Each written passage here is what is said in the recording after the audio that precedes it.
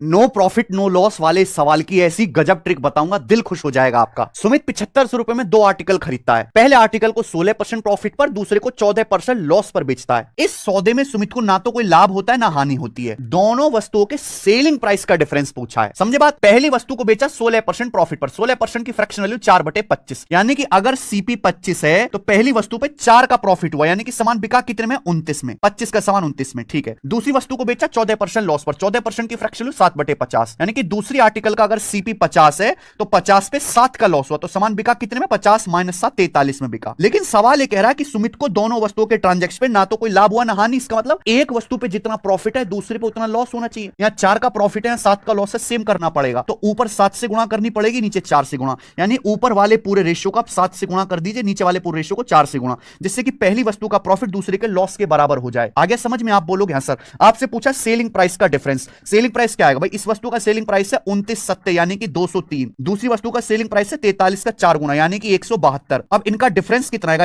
इनका डिफरेंस आएगा 31, यानी कि सेलिंग प्राइस का डिफरेंस 31 का मल्टीपल आएगा। 31 का मल्टीपल एक ही ऑप्शन है डी, सॉल्व हो गया। पूरा सॉल्व करना है तो सीपी कितना है पहले आर्टिकल का? 7 की 25 में गुणा 175। दूसरे का सीपी कितना है? 4 की 50 में गुणा 200, यानी कि दोनों आर्टिकल का टोटल सीपी कितना है? 375। जबकि सवाल के अनुसार दोनों आर्टिकल का टोटल सीपी है कितना भाई? 7500 रुपीज। कितना मेरे प्यारे भाई? ये आपका आ जाएगा 20 गुना। तो यहां 31 की वैल्यू भी 20 गुना आएगी, 620 रुपए। ये है बेस्ट सॉल्यूशन इस सवाल का।